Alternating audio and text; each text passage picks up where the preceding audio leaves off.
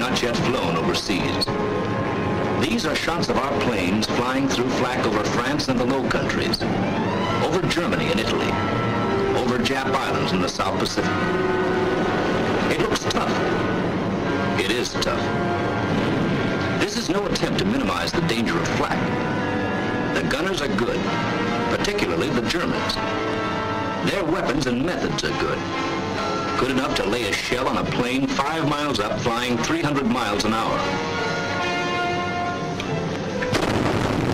Nevertheless, we've got a higher percentage of planes coming back now. There are a couple of reasons for that. One is the plain guts and skill of our bomber crews. Another is the increasing information from our flak intelligence. Bomber crews are forewarned as to what to expect, specifically. They're told, for instance, to begin taking evasive action 3 minutes off the enemy coast. It will consist of 20-degree changes in course, made at least every 30 seconds and held for at least 10 seconds. Here, you are to gain 1,000 feet in altitude. Arriving at your initial point, make a 90-degree change of course, lose 1,000 feet, and continue evasive action until you start your bombing run. Positive statements? The men in this room prefer it that way. They've learned that a bomber formation can't just take flak as it comes. They know that these briefing room statements are based on a scientific study, and they understand why evasive action must be flown exactly as planned. So that those of you who do not know can get the same understanding, let's have a good look at this flak business. Enemy anti-aircraft weapons vary from heavy guns like the German 88mm flak, the German 105mm flak, the Japanese 75mm, to small caliber automatic weapons like the German 20mm or the Japanese 25mm triple pom-pom. There's a great difference in methods of fire between the heavy gun and the small caliber automatic weapon. The heavy gun destroys aircraft by using a time-fused shell to put a large explosive burst in the near vicinity of the target. It must be, and is, accurate to high altitudes. The automatic weapon depends on a dense concentration of fire, flexibly controlled. Its shells explode when they actually hit the target. In heavy anti-aircraft fire, the problem of getting the necessary accuracy requires painstaking fire control. Let's see why. A heavy gun's shell takes roughly 1 second to climb 1,000 feet. It would take then about 27 seconds for a shell to reach the 27,000-foot level. This plane represents a bomber formation flying 200 miles per hour. If the gun is aimed directly at the planes at the time the shell is fired, the formation will have moved on almost 2 miles before the shell reaches their altitude. That's why a gunner always leads his target, like a hunter firing at ducks in flight. The hunter must pledge his lead and aim ahead of the duck, if he is to hit it. But because of the great altitude and speed of a bomber, the anti-aircraft gunner cannot rely on dead reckoning. His leading must be a careful mathematical calculation. First, the aircraft is picked up in an optical sight and held on the crosshair. The sight keeps tracking it continuously, obtaining its direction and angular height while a stereoscopic rangefinder determines the altitude. At night or in bad weather, the aircraft may be tracked solely by radar. Whether tracked by optical sight or by radar, the information is fed by electric cable to a director. This mechanical quiz kid digests the data and automatically computes the right lead, setting the guns. So they will fire not at where the target is now, but at where it will be at the end of the shell's time of flight. The director will then go on automatically adjusting and setting the guns as long as the planes remain in range. Of course, guns do not fire singly, but in batteries of 4 or 6. Our symbol now represents the heavier fire of a whole battery making a continuous pattern of bursts along the plane's course. Often, several batteries are within range, and all fire with the proper lead, as produced by their own fire control instruments. Each battery maintains predicted fire until it can no longer reach the attacking planes. But new batteries take up the firing as soon as they come within range. This is called continuously pointed fire. This is what continuously pointed fire looks like. Small groups of 1 to 4 bursts move along the course of your plane, keeping pace with you as the fire-controlled instruments supply predicted firing data constantly. This is the most accurate and therefore most dangerous kind of anti-aircraft fire. The next most accurate kind is predicted concentration. For such fire control, a master command post directs the fire of several batteries in the region. Each gun symbol represents an entire battery. The target sighted, direction, angular height, and altitude readings are taken at several points along its course. Based on these readings, an actual prediction is made as to where the target will be in the sky a certain number of seconds later, and each battery is informed. Each adjusts its gun so that a concentrated fire will strike the point of prediction at the given time. While the first salvos are on the way, a new prediction is in the making.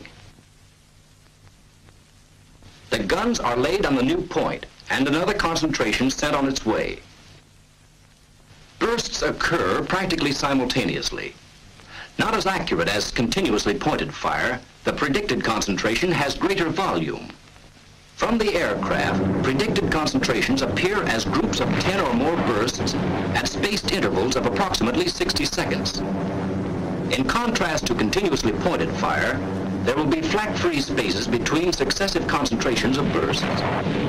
In both these kinds of fire, the gunner is up against his greatest weakness, prediction.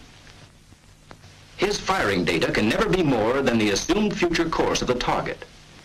In continuously pointed fire, the gunner must get you in his sights and obtain your altitude. At least 5 seconds consumed here. Then the director must make its calculations and set the guns. Roughly another 5 seconds.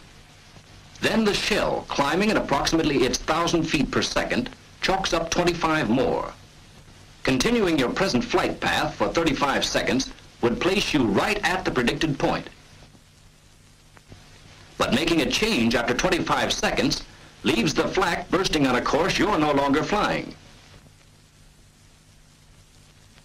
In addition, the gunner's next prediction must be refigured to fit your new course before he can fire again.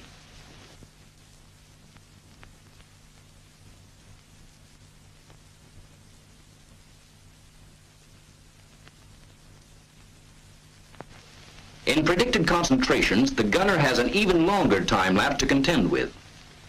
For plotting the target's course, 25 seconds. For making a prediction, 5 seconds. For the telephoning and actual setting of the guns of the various batteries, 10 more.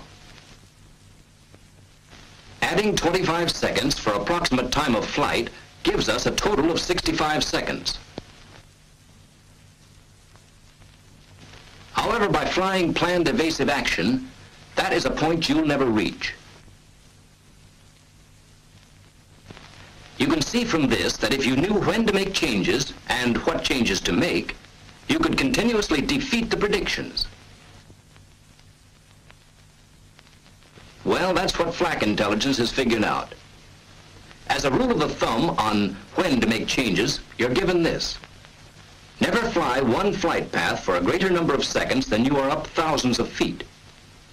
In other words, flying at 30,000 feet, make a change at least every 30 seconds. In planning what kind of changes to make, we must avoid ineffective evasion. Do not fly a sinuous course illustrated here, because such small, regular variations can be averaged out.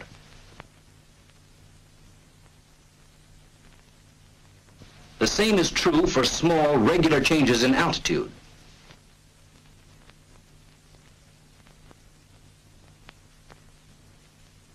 Even a constantly curving course must not be maintained for too many seconds at your altitude, because the newer directors can predict on such a curve. They can also predict on constant changes of altitude. When you consider the overall pattern of an evasive course in the sky, you can see that nervous minor changes are worthless.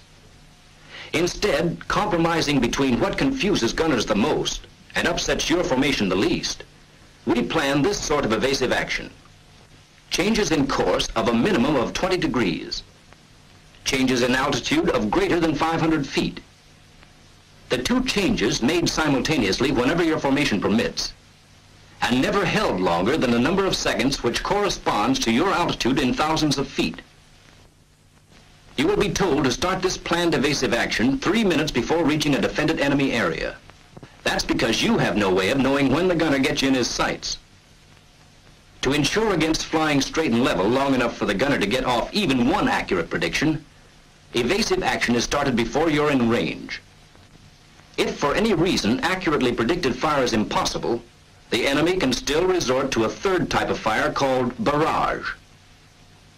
Here the flak is fired into a certain volume of sky. Very roughly predicted, the individual bursts are inaccurate. But with all guns trained on this zone, a dense pattern is formed. To force the aircraft to fly through flak-filled space, the barrage is usually laid in front of the estimated bomb release line. The chances of being hit in a barrage are not as great as in the other two types of fire, since accurate prediction has been sacrificed for volume of fire. Evasive action will not carry the plane out of the barrage or affect its chances of being hit. The sooner the aircraft flies through, the better. Remember, the barrage hangs in one region of sky and is not predicted for any particular aircraft's course. However, evasive action during the approach to the target can upset the enemy's effort to effectively locate his barrage. If the defense knew your bomb run long in advance, the barrage could more effectively be placed in your path. Evasive action will add to his difficulties. Sure, we know it's easy to advise, and we know that with its sky full of bursts, barrage fire looks like the worst of them all. But remember first, that bursts you see already hanging in the sky are no longer dangerous. And second, that barrage fire is actually the least accurate of the three control methods.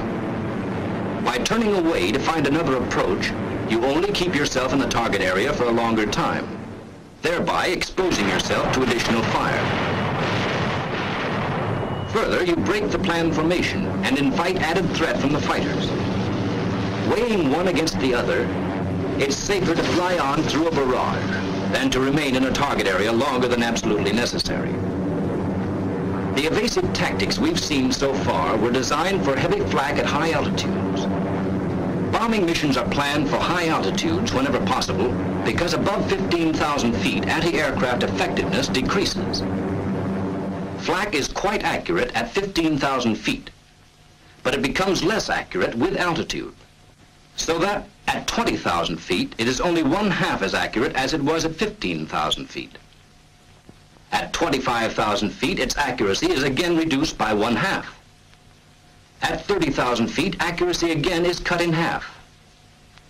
In general, flak accuracy is reduced by 1/2 for every 5,000 feet increase in altitude. A common belief is that a magic medium altitude exists, where heavy flak has not yet become effective and light flak cannot reach. How wrong this legend is can be learned in a brief examination of the enemy's major guns. All light flak is effective up to 4,000 feet, and some special types are effective up to 10,000. Heavy flak becomes effective at about 3,000 feet, lowest level for which its time fuses can be set, then goes on to reach as high as 37,000 feet. This means that a medium altitude mission, say just about 10,000 feet, offers protection only against light flak. When we know that both light and heavy can be expected, the safest altitude is either as high as possible or as low as possible, right down on the deck.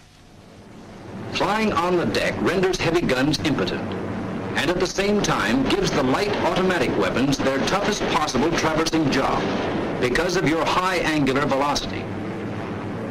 It also enables you to surprise anti-aircraft defenses by making use of defilade caused by trees, houses, and low hills.